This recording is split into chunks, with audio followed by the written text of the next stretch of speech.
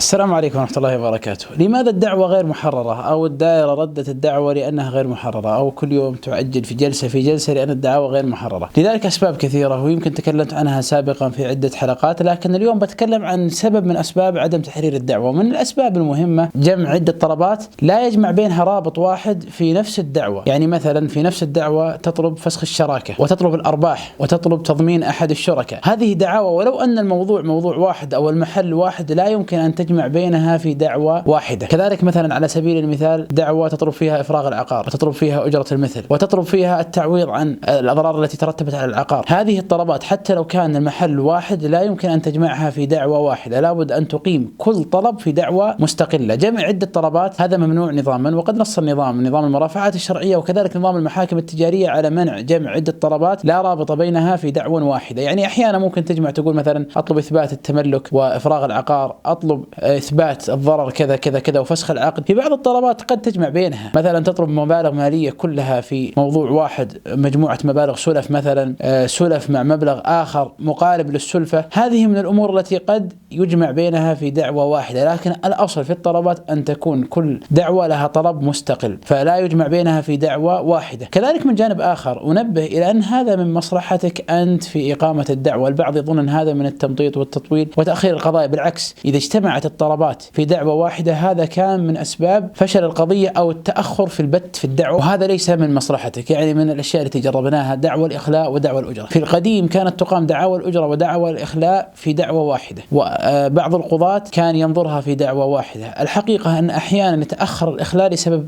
نزاع في الأجرة، وأحيانا تتأخر الأجرة لسبب نزاع في الإخلاء، فلذلك الأفضل أن تفصل في دعوة مستقلة.